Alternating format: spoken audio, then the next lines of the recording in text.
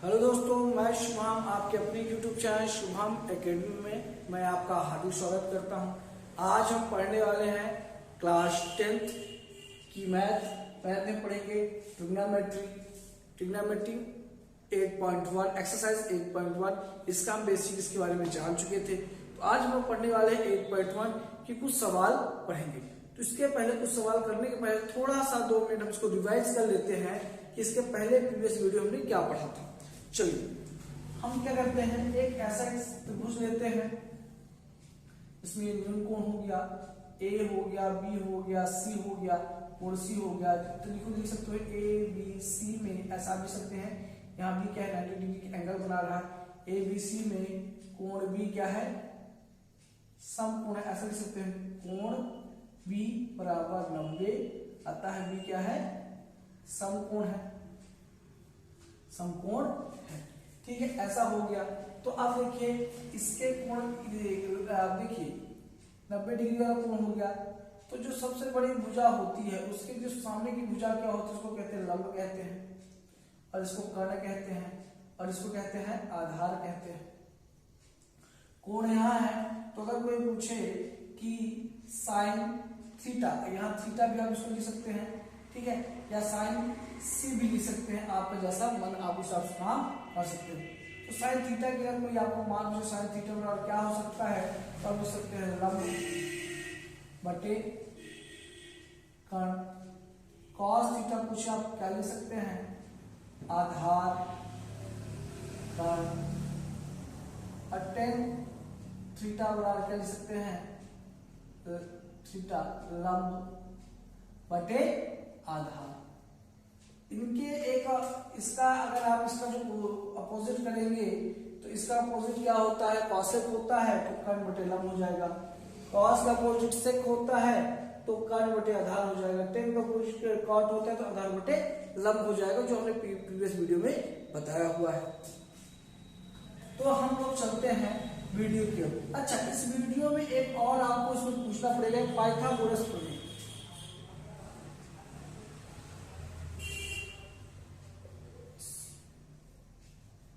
इसमें जो अभी चैप्टर पढ़ने वाले हैं उसमें पाइथागोरस प्रमेय की चर्चा की गई है क्या। पाइथागोरस प्रमेय कहता है किसी एक भुजा का वर्ग अन्य दो भुजाओं के वर्गों के योगफल के बराबर होता है। ये पाइथागोरस प्रमेय है। ये 8 पॉइंट में लगने वाला है। किस पे लगता है, समकोण त्रिभुज में लगता है। तो अगर कोई मान लीजिए एक ऐसा समकोण त्रिभुज दिया होगा, ए बी सी होगा, कोण यहाँ होगा, इसको आप कर्ण मानेंगे, इसको आप आधार मानेंगे, और इसको जो है लंब मानेंगे। तो ये कहता है किसी एक भुजा का वर्ग अन्य दो भुजाओं के वर्गों के योगफल के बराबर होता है। कहने का मतलब होता है अगर ये 4 है, ये क्या 4 है, तो ये दो भुजाएं आपस में मिलकर 2 + 2 करके 2 + 2 करके वो 4 बनाएंगी। अकेले 4 हो जाएगी और इन दोनों को मिला के वो 4 बनाना पड़ेगा। तो अगर इसका देखिए फॉर्मूला क्या होता है, सूत्र पाइथागोरस प्रमेय का सूत्र क्या है, कर्ण का स्क्वायर बराबर लंब का स्क्वायर प्लस आधार का स्क्वायर। ये आपका फार्मूला है, और इस फार्मूले पे हम आगे चल के काम करने वाले हैं, जो मैंने आपको बता दिया। अब देखिए इसके पहले वाला फार्मूला और इस फार्मूले पे ही पूरी आपकी ट्रिग्नोमेट्री बसी हुई है, रस्सी बची हुई है। इसी के आधार पर हम इसको सीख लेंगे। तो चलिए पहला क्वेश्चन करते हैं, देखते हैं कि क्या कह रहा है और इससे हम क्या कर पाए। चलिए पहला क्वेश्चन को स्टार्ट करते हैं। पहला क्वेश्चन कहता क्या है, आप अपनी नोटबुक को खोल लीजिएगा। अगर आप अपने बुक के पास तो बुक ले लीजिए और नोटबुक में देखिए पहला क्वेश्चन आपका क्या कह रहा है, उसको पढ़िए। कहता है त्रिभुज ए बी सी में जिसका कोण भी समकोण है। कहता है, मैं हल भी कर रहा हूं, देखिए कहता है त्रिभुज ए बी सी में कोण भी क्या है, समकोण है। कोण क्या है, बी कहता है समकोण हो गया, समकोण है। ए बी बराबर, तो अब ए बी बराबर कितना बोलता है, ए बी बराबर बोला है 24 सेंटीमीटर। और क्या बोला है, बीसी बराबर क्या बोला है, बीसी बराबर बोला 7 सेंटीमीटर। ये बोल दिया, क्या बोला बीसी। तो निम्नलिखित के मान ज्ञात कीजिए। अब हमको मान ज्ञात करने नीचे लिखा है साइन ए और कॉस ए का मान क्या करना है। अब देखिए अब ये दे दिया है, तो पहले हमको पता है कि ए बी सी में कोण भी समकोण है। क्या होता है ए बी सी में, तो बी समकोण है। तो पहले आप उसको डायग्राम बना लीजिए, एक ऐसा डायग्राम बनाएंगे तो ए पोजीशन भैया सिद्ध मतलब फिक्स हो गई है। बी कहाँ आएगा, बी यहाँ है, 90 डिग्री कोण है, तो बी यहाँ हो गया। ए और सी को आप यहाँ कर सकते हैं। अब से पूछ क्या रहा था, अब आपको फाइंड क्या हल क्या पता क्या करना है, पता क्या करना है, ज्ञात क्या करना है, ज्ञात करना है। अभी यहां से मत करिए, अभी ज्ञात करना है। क्या करना है, पहला पूछा है क्या बोला, ये साइन ए। अभी अगर आप इसको ज्ञात है, अभी इसको ज्ञात कर दीजिए, इसको 24 कर दीजिए आप। ए बी क्या है 24 और बी सी क्या है आपको मान लीजिए सी मान लेते हैं, यहां मान लेते हैं, तो सी 7 हो गया। अभी हम कुछ नहीं करते हैं, मान लीजिए अभी कोण कहीं नहीं है, अभी कोण कहीं नहीं हम बनाए, अभी कोण कहीं नहीं है। अभी मेरा पूरा फोकस है कि हम इसको ज्ञात करें, हम कर्ण को ज्ञात करें, इस वाली भुजा को ज्ञात करना है। तो इस वाली भुजा को पता लगाना है, मतलब हमको ए बी क्या है इसको पता लगाना है। तो हल करेंगे तो देखिए हमने कुछ नहीं किया, अभी कोण हमने यहाँ हमने ए को नहीं माना न इसको माना, कहीं हमने कोण नहीं रखा है। हमारा पूरा फोकस हो रहा है कि आगे हम ए और सी को पता लगाइए है क्या। तो आगे इस पर हम क्या कहते हैं, तो इसको कहते हैं त्रिभुज ए बी सी में पाइथागोरस प्रमेय से हल कर लीजिए। क्या होगा, कर्ण का वर्ग लंब का वर्ग प्लस आधार, ये है। अब देखिए आधार हो गया, तो कर्ण क्या, देखिए कर्ण हमको पता नहीं कर्ण क्या है। अभी देखिए इसमें ए बी बोला था, सॉरी कर्ण क्या है ए सी, कर्ण ये हुआ ना, कर्ण ये हो गया, आधार ये हो गया भैया, और लंब क्या हो गया, ये हो गया। तो कर्ण ऐसी हो गया, आपको दिख रहा है। लंब क्या हो सकता है भैया, ए बी हो सकता है, आप ऐसा भी इसको कर सकते हो। और आधार का क्या कर सकते हैं, आधार नीचे है तो बीसी कर सकते हैं, नहीं कर सकते, कर सकते हैं, क्यों नहीं कर सकते हैं। अच्छा अभी हमको इसका पता नहीं है, हमको इसको पता नहीं है। ए बी कितना है 24 है, बीसी कितना हमारे पास 7 है। तो अगर एसी ज्ञात करना है तो 24 का अगर आप वर्ग करते हो तो आपको पता चलता है 576 होता है, करके देख लीजिएगा। और ये 749 होता है। इन दोनों को अगर आप जोड़ देते हैं तो कितना होता है, 7 5 9 15 असला 1 12, ये 6 कितना हो गया 625। और एसी पर अगर उधर जाता है, अगर आप वीडियो नहीं देख रहे इसका गुणनखंड को निकाल लीजिए, वर्गमूल निकाल लीजिएगा, तो एसी बराबर कितना आ गया 25। मतलब ये कर्ण क्या हो सकता है 25 हो सकता है। क्या हो सकता है, कर्ण क्या हो सकता है 25 सेंटीमीटर हो सकता है। तो आप यहाँ लिख सकते हैं, यहाँ एक और भुजा लिख लीजिए कि जो एसी होगा वो कितना होगा 25 सेंटीमीटर है। अब आपको तीनों भुजाएं पता होगी, पाइथागोरस प्रमेय को तीनों भुजाएं प्राप्त हो गई है। देखिए इसको मैं क्लियर कर रहा हूँ, ये तीनों भुजाएं देखिए, लंब क्या हो गया 24, आधार ये कर्ण ये आपको पता चल गया है। मैं इसको क्लीन करके और मैं आगे करने का प्रयास करूंगा। अब देखिए अब ये कहता है कि ज्ञात कीजिए, अभी कहता है ज्ञात कीजिए, क्या ज्ञात करना है देखिए। अब उसको कहता है ज्ञात कीजिए, कहता है ज्ञात कीजिए। तो भाई क्या ज्ञात करना है आपको, आपको ज्ञात करना है साइन ए कॉस ए। पहला का क्या बोला है, साइन ए बता दीजिए और कॉस ए बता दीजिए। अब देखिए एक, तो अब थोड़ा हमको इसको उल्टा करना पड़ेगा। अब थीटा कोण कहाँ आ गया ये, तो इसको हम घुमा देंगे। क्या कर देंगे, कैसे घुमाएंगे, घुमाइए।